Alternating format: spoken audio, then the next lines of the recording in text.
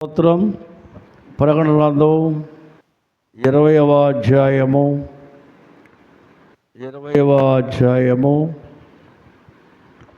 4వ వచనం చదువుకుందాం. అంతటా అక్కడ సింహాసనమును చూచితని వాటి మీద ఆసీనులున్న వారికి విమర్శ చేయుటకు అధికారము ఇవ్వబడెను.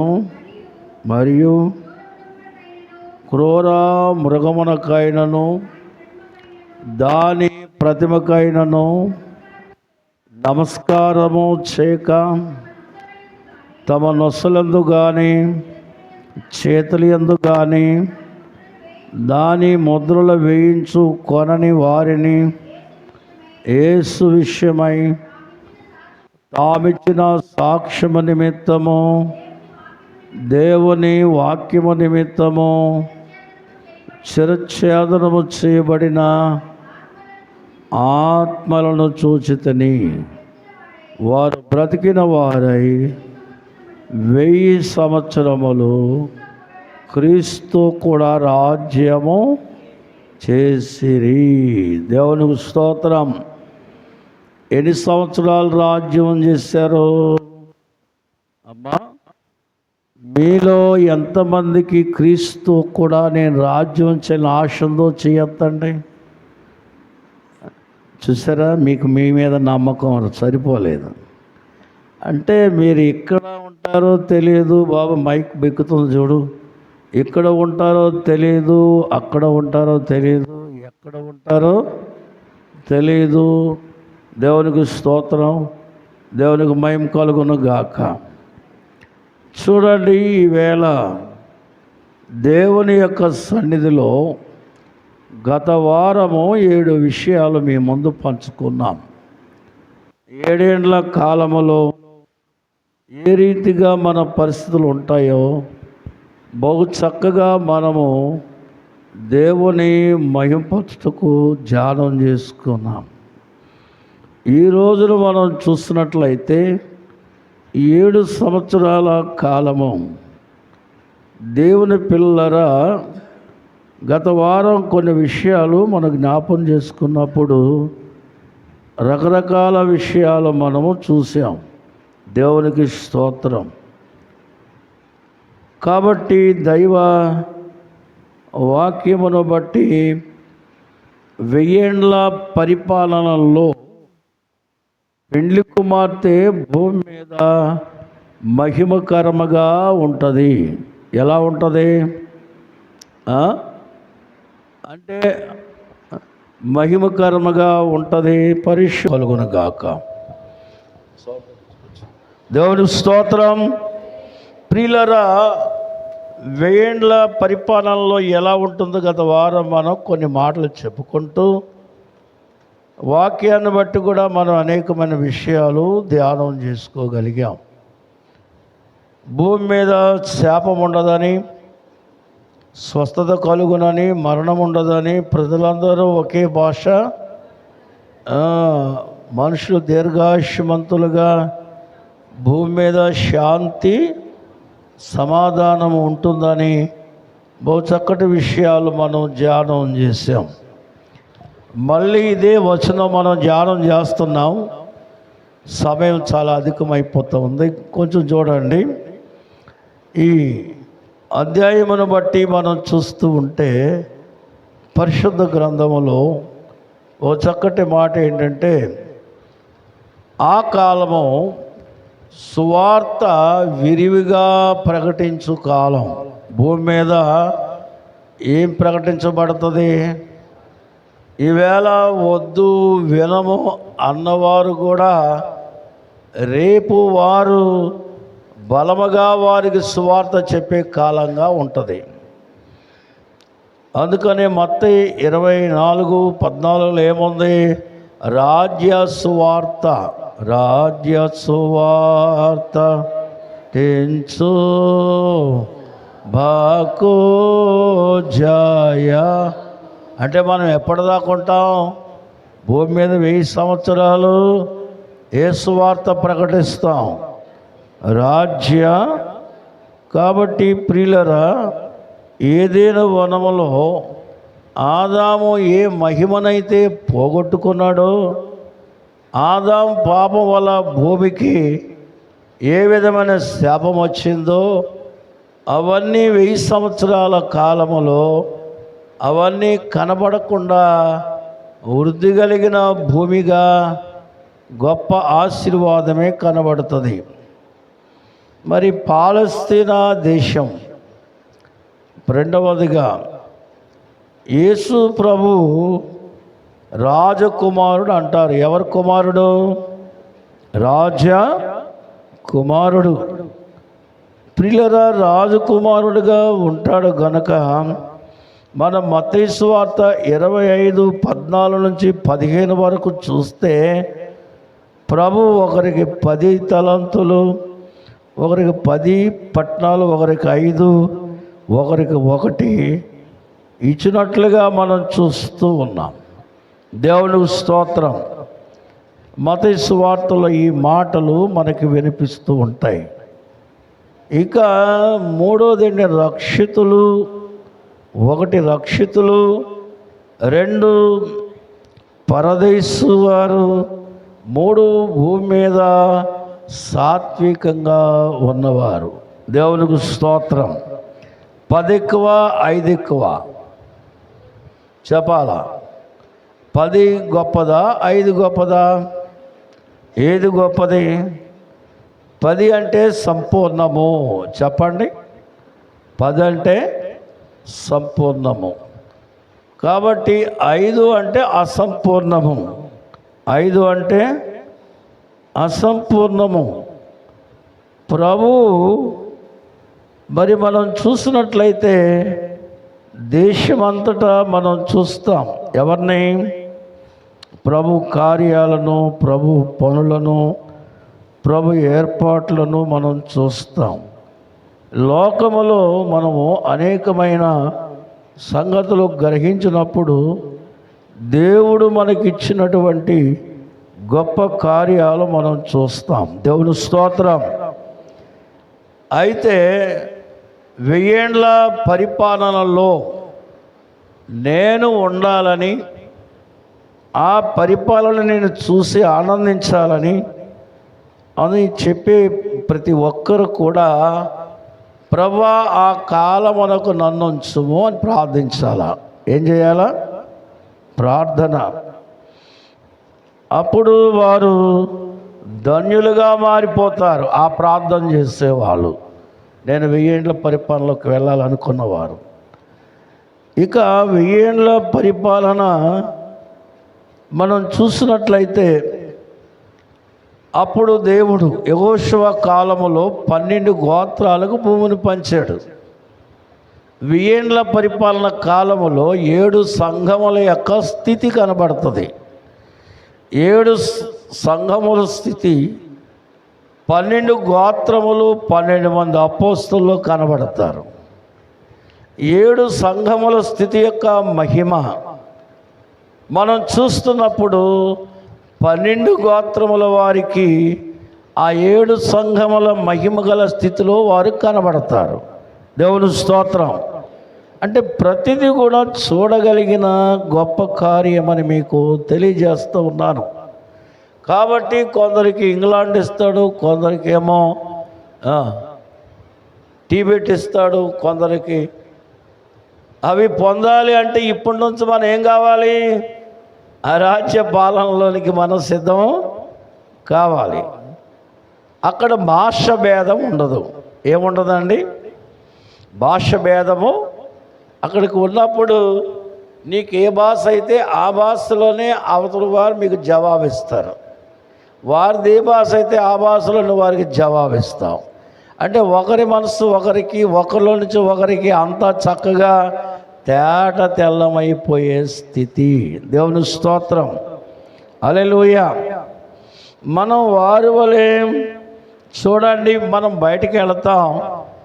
పెళ్లి కుమార్తె బయటికి వెళ్ళినప్పుడు అప్పుడున్న ఆ మహిమ అంతస్తు పరలోకంలో వచ్చిన వారు ఎవరింటికైనా వస్తుంటే వీధిలో చూసిన వారు తలుపులు వేస్తారు, భయపడిపోతారు. దేవదూతలు వస్తున్నారు మన వీధిలో, మన వీధులు ఎవరు వస్తున్నారు? ఇప్పుడు నువ్వు పెళ్లి కుమార్తెగా సిద్ధమై మరి మేఘం ఎక్కితే రేపు 7 ఏళ్ల శ్రమలోకి 7 ఏళ్ల విందులోకి వెళ్ళి నువ్వు భూమి మీద కూర్చున్నప్పుడు 1000 ఏళ్ల పరిపాలనలో నిన్ను చూసిన వారు దేవదూతలు వస్తున్నారు ఏం చేస్తారు? తలుపులు వేసేసుకుంటారండి. ఏమేసుకుంటారు? అందువల్ల వారి ముందు వీరు కూడా వారితో అన్నము తింటారు, పండ్లు తింటారు. చెప్పండి, అన్నము తింటారు, పండ్లు తింటారు. అంటే మనలాగే వారు కూడా అన్నీ తింటారు. దేవుని స్తోత్రం. గనుక దేవునికి మహిమ కలుగును గాక. కాబట్టి ఏడుదుగా మనం చూస్తే చూడండి, ఆ కాలమందు పెండ్లి కుమార్తె అంటే ఆగమానం, మరి ఆహారం అక్కర్లేదు కానీ వారితో కలిసి తింటుంది. ఎందుకు? చూడండి, అబ్రహాం దగ్గరికి 3 దూతలు వచ్చారు. ఎంతమంది? వారికి ఆహారం అక్కర్లేదు కానీ వారు ఏమి తిన్నారు? అబ్రహాం పెట్టిన ఆహారం తిన్నారా, తినలేదా? చెప్పాలా? అలాగే భూమి మీదకి వచ్చిన పెండ్లి కుమార్తె సంఘానికి ఆహారం అక్కర్లేదు కానీ వారితో కలిసి తినడం వల్ల వారికి ఆనందం. వారిని ఆనందపరచడానికి, వారిని బలపరచడానికి ఈ పెండ్లి కుమార్తె వారితో కూడా అన్నపానాలు పుచ్చుకుంటుంది. అలాంటి మహిమ స్థితి 1000 ఏండ్లలో చూస్తాం. ఈ 1000 ఏండ్ల కాలంలో పవిత్రత అనే మాట, పవిత్రమైన జనముగా ఉంటాం. ఎలా ఉంటాం చెప్పండి? భూమి మీద పవిత్రమైన, ఇర్మియా గ్రంథం 33:8 చదువుకుందాం. 8వ వచనం. జకర్యా గ్రంథం 13:1 కూడా చదువుదాం. వారు పాపదోషము వాటిని పవిత్ర పరుతును. చూసారా, దేవునికి వ్యతిరేకమైన పాప దోషములు, శాపము ఎందుకు అంతరించిపోద్దంటే పాపకారకుడైన అపవాది ఎక్కడున్నాడు? మట్టులేని వాడు భూమి మీద ఉన్నాడా? మళ్ళీ ఆ తలంపు రాకుండా దేవుడు గనక ఆయనలో పాపం లేదు గనక పాప తలంపులు లేని కాలం. దేవుని స్తోత్రం. పవిత్రమైన జనముగా జకర్యా 13:1 త్వర చదవండి, టైం చూసుకుందాం. 13:1 జకర్యా గ్రంథము. పాపములు పరిహరించుటకై దావీదు సంతతి వారి కొరకు, యెరూషలేము నివాసుల కొరకు ఒక ఓట తీయబడును. దేవుని స్తోత్రం. హల్లెలూయా. పరిశుద్ధాత్మ దేవుడు ప్రవాహం వలె ఉంటాడు. పరిశుద్ధాత్మ దేవుడు అపవిత్రతను కనబడనీయకుండా అందరి జీవితాల్లో పవిత్రమైనది కలిగి ఉండే స్థితి. రెండవదిగా ఇశ్రాయేలు వారు ఈ కార్యాలకు వారు సాక్షులుగా ఉంటారు. దేవుని స్తోత్రం. ఎలా ఉంటారండి? సాక్షులుగా. 44 యెషయా గ్రంథములో 8వ వచనం. ఈరోజు మీకు వచనాలే చదివిస్తాను, టైం కొంచెం కనుక. సమూల నాశనము భూమి మీదనున్న జనములన్నిటిలో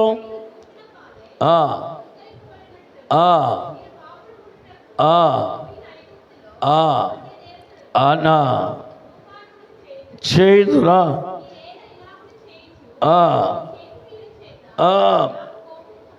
నాకు కోపము పుట్టించుతురా.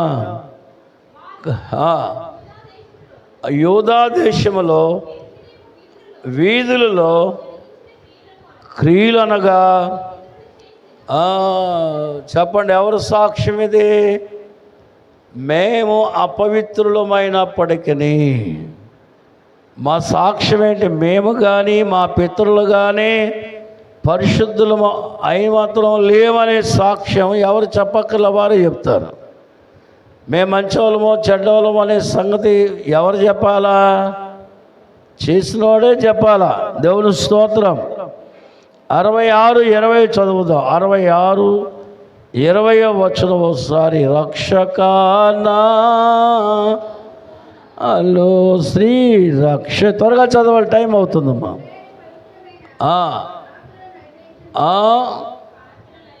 మా నైవేద్యమును యెహోవా మందిరములోనికి తెచ్చినట్లుగా రథముల మీదను డోలీల మీదను అబ్బరమైన ఆనందం ఉంటుంది. ఆరాధనకు ఆటంకం ఉండదు, అర్పణలు కొరత ఉండవు. అందరూ కూడా అన్నీ కలిగి ఉన్నవారై ఉంటారు, లేనివారు ఉండరు. అన్నీ సమృద్ధి కలిగి ఉంటాయి. జోబులో చేయబెట్టి 5 వేద్దామా, 10 వేద్దామా, 100 వేద్దామా, రూపాయి వేద్దామని తడుక్కునే వాళ్ళు ఉండరు. అందరూ కూడా ఉత్సాహంగా ఉంటారు. దేవునికి స్తోత్రం. హల్లెలూయా. ముందు మనం చదివినట్లు అపవిత్రమైన పవిత్రత లేని ఎన్నిక లేనివారైన వారు ఇవాళ 1000 ఏండ్ల పరిపాలనలో అందరూ ఆనందము. చెప్పండి, అందరూ గట్టిగా చెప్పాలి. ఆనందముగా ఉంటాం. యెషయా గ్రంథములో 61:6 వచనం కూడా మనం ఒకసారి చూద్దాం. 6 వచనం కూడా. దేవుని పిల్లరా, అమ్మా, మీరు యెహోవాకు యాజకులు అనబడుదురు. దేవుని స్తోత్రం. నిత్యానందము సత్యానందముని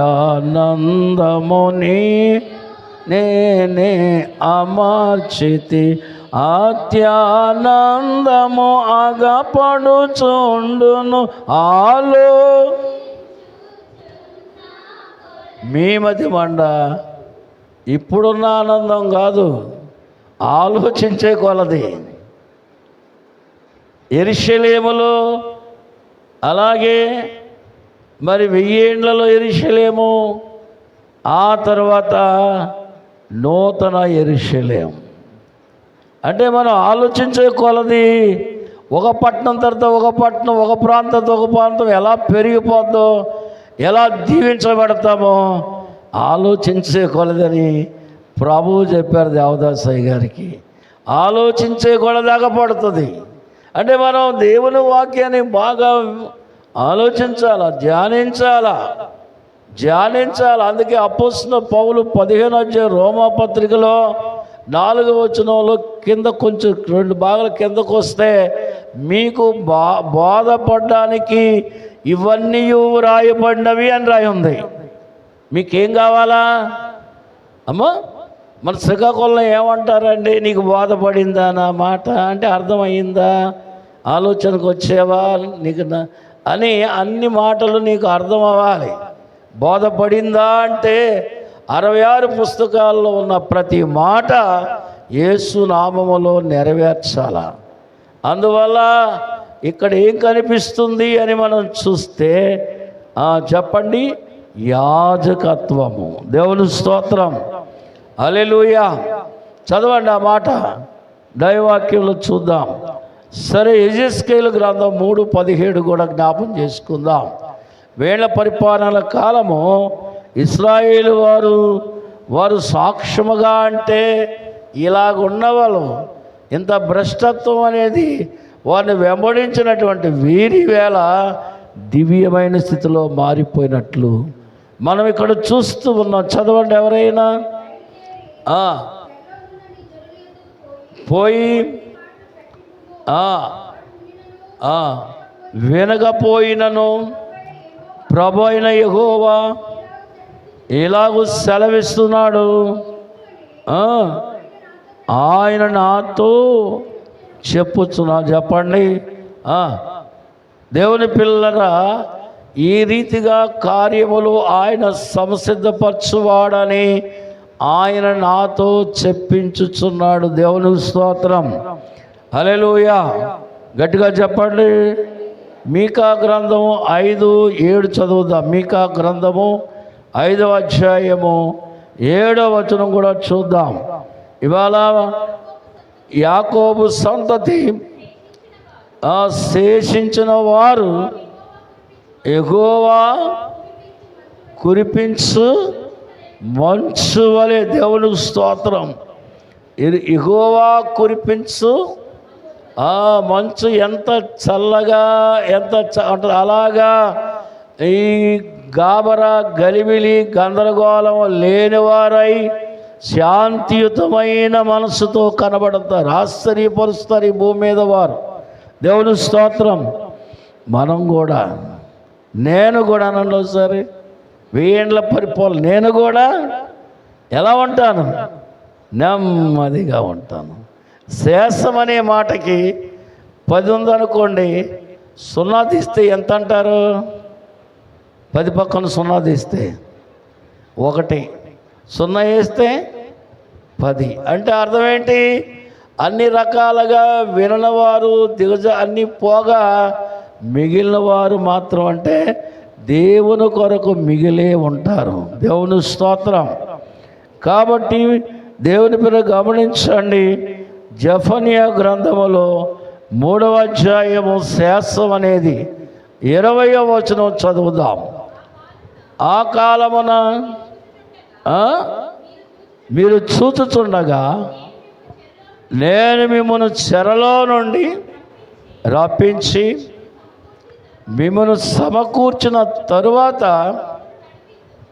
మిమ్మను, అంటే ఇప్పుడు ప్రభు 7 ఏళ్ల శ్రమ తప్పించి ఈవేళ ఇక్కడ మనం ఏం చూస్తున్నామంటే దేవుని ఆధీనములో ఉన్న ప్రజలుగా వారు నడిపించబడుతున్నారు. దేవుని స్తోత్రం. హల్లెలూయా. దేవునికి మహిమ కలుగును గాక. జకర్యా గ్రంథం 8:3 వచనం కూడా చూద్దాం. 8:3. దేవునికి స్తోత్రం. యెహోవా సెలవిచ్చినదేమనగా, నేను సియోనులో వచ్చి యెరూషలేమును నివాసము చేతును. దేవుని స్తోత్రం. హల్లెలూయా. దేవుని పిల్లలు గమనించండి. పరలోక పరిశుద్ధులు దేవదూతలు భూమి మీద విరివిగా విహరించు కాలం, దేవుడు వారి మధ్య సంచరిస్తున్న కాలం. ఆ ఆనందాన్ని ఈరోజు మనం తలంచుకోగలిగితే ఈ భూమి మీద ఎన్ని కష్టాలు వచ్చినా లోకమును దానిలోని సమస్తమైన ఆశలు నాకు వద్దు.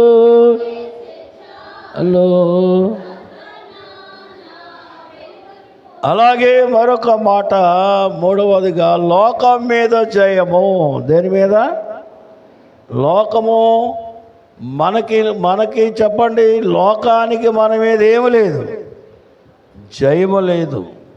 ఎన్నో రకాలుగా ఒకడిని చుట్టదా జయించింది, ఒకడిని అబద్ధం జయించింది, ఒకడిని మోసం జయించింది, ఒకడు తాగుడు జయించింది, ఒకడు వస్తువు దొంగతనం, లోకంలో ఉన్న వ్యభిచారం, కామం, ఇవన్నీ జయిస్తున్నాయి. ఈ కాలములో లోకమునకు సంఘం మీద ఎలాంటి జయము లేదు. ఏ కాలం? వేండ్ల చెప్పండి అమ్మా. అంటే జయం ఎవరిది? యెషయా 35:6లో మనం చూస్తే జయం మనదే. అందుకని అయ్యగారు ఏమి రాసి, జయము రాక పూర్వం బే జయమను, అంటే ఆ జయం మనదే కదా. ఇప్పుడు లోకం మనల్ని జయిస్తూ ఉంది. ప్రతి నిమిషం ప్రతి వారిని అబద్ధానికి, మోసానికి, దగాకి అప్పగిస్తుంది.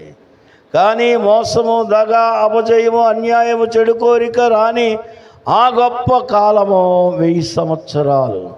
ఈ భూమి ఎంత మహదైశ్వర్యముతో ఉంటుందో, ఎంత మహిమకరమైన అనుభవాల్ని ఆ రోజు మనం చూస్తామా చెప్పండరా. ఎప్పుడు చూస్తాం?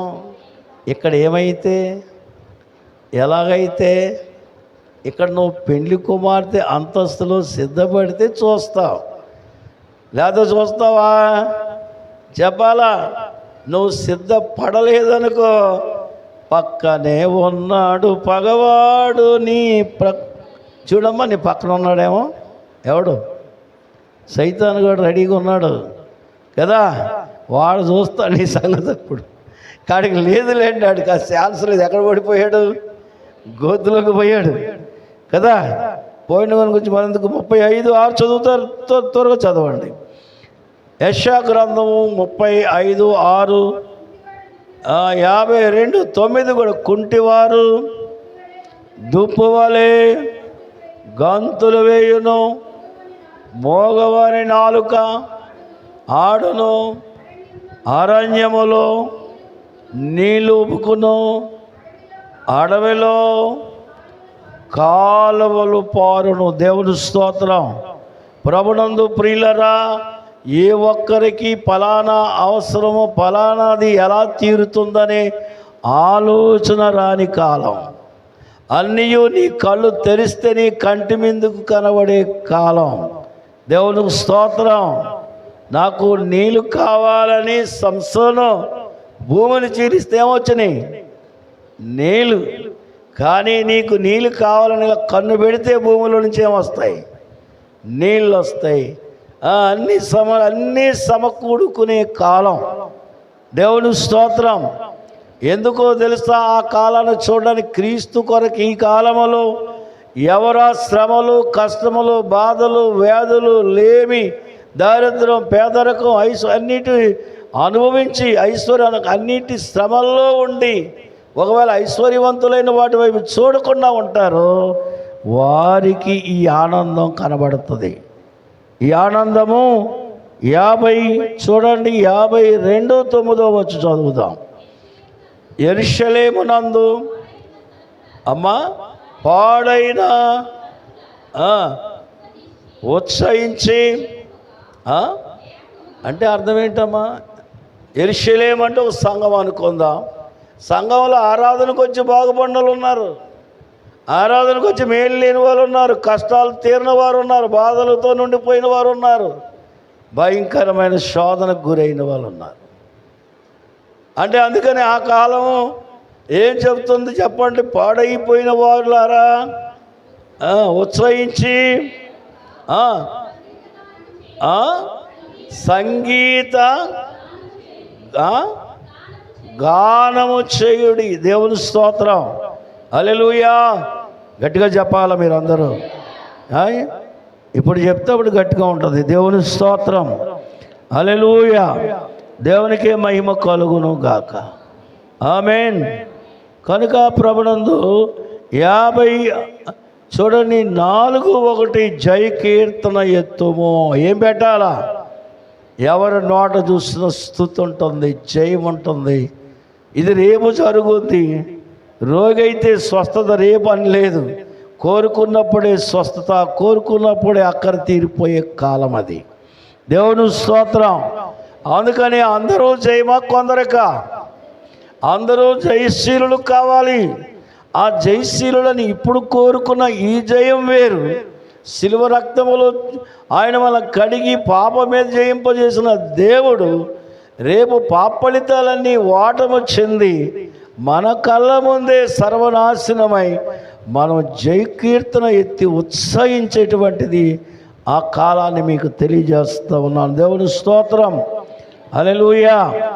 55:12 చదువుదాం యెషయా గ్రంథము. దేవునికి స్తోత్రం. ఎవరండి అనుకున్న వాళ్ళు? ఎవరో చెప్పండి. మీరు చెప్పండి. బైబిల్ తీయండి. ఏమనుంది? మీరు అంటే ఎవరో? మేమే అనండి. నేనే. రేపు ఈ లోకంలో పెళ్లి కుమార్తెగా తయారై పరలోకానికి వెళ్ళి భూమి మీదకి వచ్చి సంతోషముగా బయలు సమాధానం పొంది తోడుకొని పోబడుదురు. దేవుని స్తోత్రం. హల్లెలూయా. ఆటంకం లేదు. వ్యతిరేకము లేదు, అడ్డుపరిచే పరిస్థితులు లేవు. దేనిలో చూసినా సమాధానమే ఉంటుంది. కానీ ఏ విధమైన సాతాను స్వభావము కనబడని దేవుడు. ఇర్మియా గ్రంథములో 33:11 ఏమని ఉందంటే, ఆ పట్టణములో చెప్పండి, పెళ్లి కూతురు లేదు, పెళ్లి కుమారుడు లేడు, సంతోషం లేదు, ఆనందం లేదని చెప్పబడిన ఈ యోధా పట్టణములోని ఈ యెరూషలేములోనే చెప్పండి, పెళ్లి కుమారుని స్వరమును, పెళ్లి కుమార్తె స్వరమును యెహోవా, అందరూ యెహోవా యెహోవా అందరూ చెప్పండి. ఏమంటారట? ఇప్పుడు చెప్పండి, కొందరు ఏమంటారు? వాళ్ళకు బాగుంది, నాకు బాగోలేదు, నీకు బాగుంది, నాకు. కానీ అక్కడ ఏమంటారు? యెహోవా. ఒకసారి చెప్పండి. సాతాను వినలేనాడు, గోతులో ఉన్నాడు కదా. చెప్పండి. ఇప్పుడు వింటాడు, వాడికి వినిపిస్తున్నాం కదా మన కథ అంతా.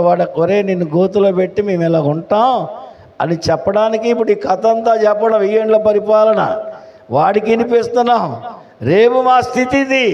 ఇవాళ మమ్మల్ని ఏడిపిస్తున్నావు, ఇవాళ మమ్మల్ని శోధిత సిగ్గుమాలినోడా, రేపు చూడు నీకు ఎటువంటి శ్రమ ఉందో, మాకు ఎటువంటి ఆనందం ఉందో అని సాతాను మీద సవాలు విసిరేటువంటి బోధలు ఇవి. దేవుడు స్తోత్రం. అంచేత ఏముందమ్మా? యెహోవా. అందరూ మీ నోటు ఇంతకీ మీరు చెప్పండి, యెహోవా మంచివాడా కాడా? మంచివాడేనా? మంచివాడని చెయ్యదు చెప్పండి అందరూ గట్టిగా. యెహోవా యెహోవా. వెరీ గుడ్, మంచోళ్ళు. మీరు కూడా చాలా మంచోళ్ళు. ప్రతివారికి కావలసినంత చెప్పండి, కావలసినవన్నీ అడిగే కాలమే కానీ అడగని కాలం కాదు. ఎవరిని? దేవుని అడగడం అనేది చాలా గొప్ప విషయం. యెషయా గ్రంథం 56:7 చదువుకుందాం. అంటే ప్రార్థన ముమ్మరం భూమి మీద ఎలా ఉంటుంది? అడగడం అంటే అర్థం ఏంటి చెప్పండి? అందరూ ఎవరిని అడుగుతారు? ఎవరిని అడుగుతారు? పాదిరి గారి మీద ఆధారపడరు. అందరూ ఎవరి మీద ఆధారపడతారు? అసలైన పాదిరి ఎవరు? మన మధ్య ఎవరుంటారు? ప్రభు అయిన యేసుక్రీస్తు, రాజులకు రాజు మన మధ్యనుంటే మన అందరము ఏం చేస్తాం? ఎవరికి ఏది కావాలో అడిగే కాలం. చదవండి. నా ప్రార్థన మందిరములో వాణి అడిగిన ఆనందం చేసితని. అమ్మా, నా బలిపీఠం మీద వారు అర్పించు దహన బలులను అంగీకారముగా ఉండును. దేవుని స్తోత్రం. మన ఆలోచన దహన బలి అనగా మన హృదయము, మన అర్పణ, మన సమర్పణ, మన ప్రవర్తన, మన భక్తి ఎవరు అంగీకరిస్తారు? దేవునికి స్తోత్రం. అందువల్ల 65:24 యెషయా గ్రంథములో, వేడుకొనక ముందే ప్రార్థన వినియుంటివి, నేడును రేపును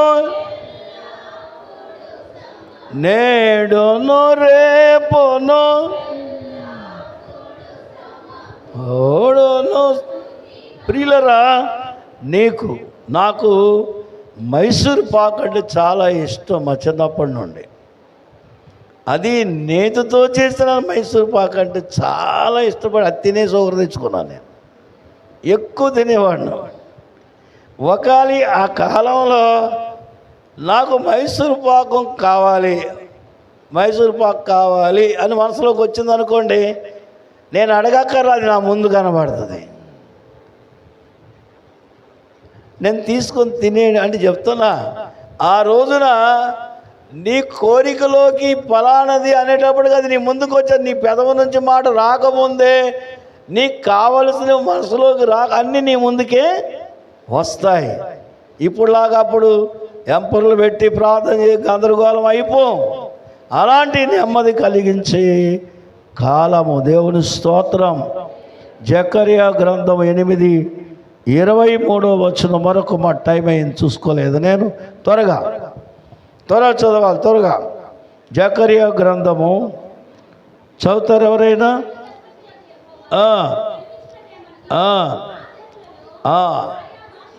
ఆయా భాషలు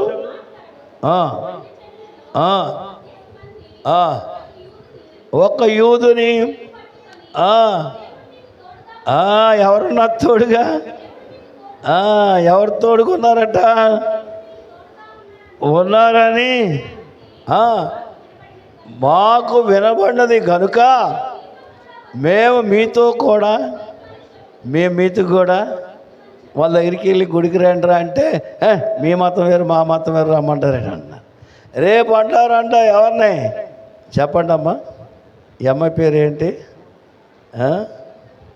ధనలక్ష్మి అంట పేరు.